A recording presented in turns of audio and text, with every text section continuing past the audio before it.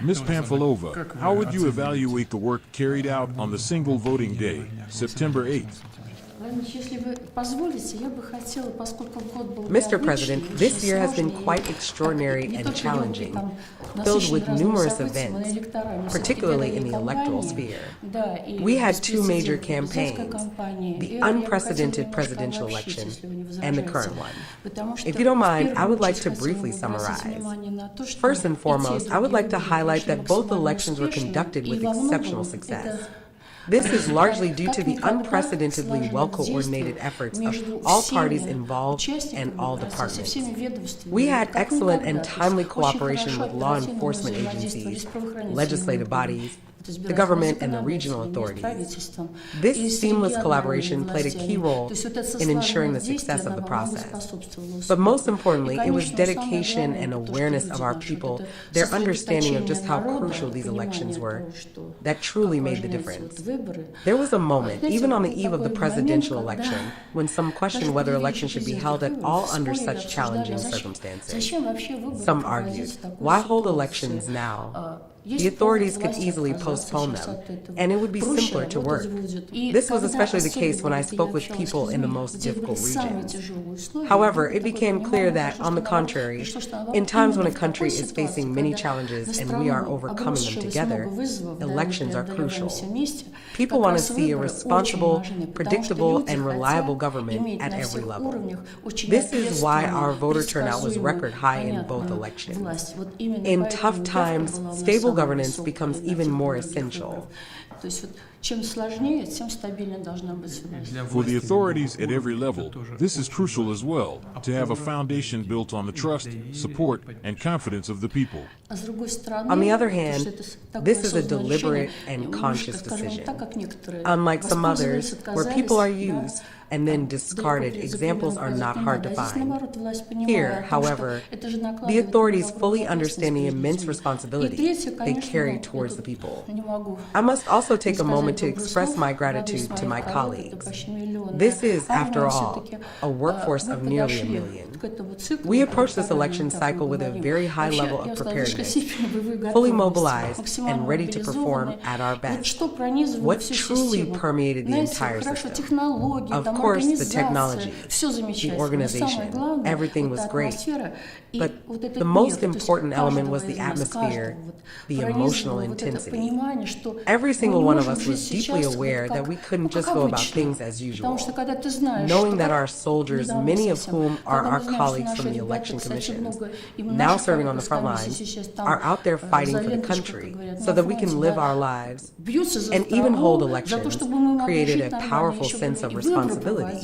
This awareness coursed through all of us, like a live wire touching our hearts and souls. That mindset that we are the rear, and therefore must do our absolute best, guided our entire community and all the commissions as we approach these elections. Here's what I would like to highlight. By 2024, the system has become both remarkably stable and reliable, while also maintaining a high level of dynamism.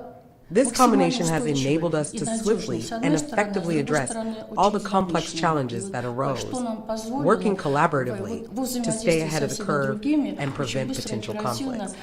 There are several features that connect these two campaigns, as well as differences between them. First and foremost, we achieved record-high turnout in both the presidential and regional elections. Notably, this was the highest participation ever recorded in regional elections since the introduction of the single voting day. The strong results are indisputable in their legitimacy, and the high level of public trust in the election outcomes is crucial. Over the years, this trust has remained consistently high, which is incredibly important. Another notable aspect is that security was a top priority in both campaigns. During the presidential campaign, our primary focus was on our reunited regions. However, since those regions did not participate in the single voting day, our attention shifted to the border areas, particularly the Kursk region, which holds a special place in our hearts due to recent events. The challenges faced by our border regions and their heroic citizens have kept security at the forefront of our concerns throughout the year. It has been quite challenging to address the need for heightened security while also ensuring that everyone's voting rights are upheld. allowing people to cast their ballots freely. I can say now that we managed to reach this optimal balance between security and rights.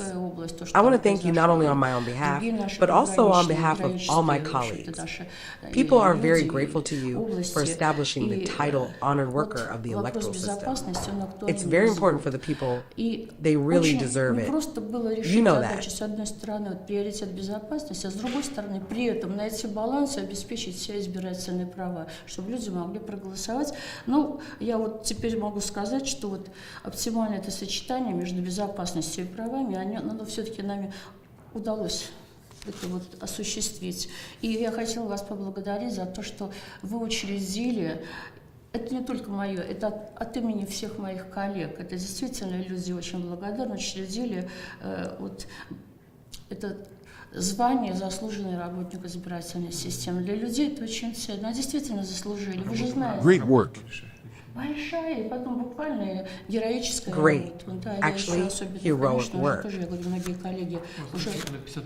Has the Central Election Commission membership been renewed by 50%? Вы знаете, вот то, что системная работа на протяжении... It was renewed a great deal. You know that the system-wide work over the years has resulted in the influx of young people. Young people are getting more and more involved in the process. The commissions are being renewed. This is an optimal combination of experience and young people. A very important specific feature of this year is that at this election, on the single voting day, we said goodbye to our honored state automated system elections. It had worked for more than 20 years, smoothly and flawlessly. We said goodbye to it. From January 1st, 2025, we will fully switch to its digital version, the new digital platform, State Automated System Elections 2.0. I will say a little bit about the remote electronic voting system. We are indeed continuing to expand the geography of this additional type of voting within the digital platform. It is becoming more and more popular, judging by the polls. Already many regions want to have it as well. So far, 37 regions have already tried it, and some of them not for the first time. The people like the fact that they have the right to choose. Today they are happy to go to the polling station, and tomorrow they do not have such an opportunity and can vote remotely.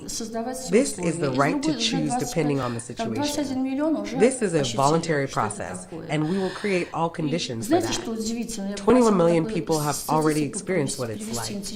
You know, what is really surprising? I want to give interesting statistics. Based on the results of those campaigns, we have analyzed who preferred the remote electronic voting and found out an amazing thing. A complete defeat of men, 66% of women. Can you imagine? It is surprising. Men account for 34% most active by age. 44%, almost a half, are from 36 to 50 years. And the groups from 18 to 35 years and 50 plus are almost of the same size, 27, 29%. Now we're trying to look at all the aspects to move further. I want to note that at this election, we took full advantage of the innovations we constantly introduced all these years very intensively.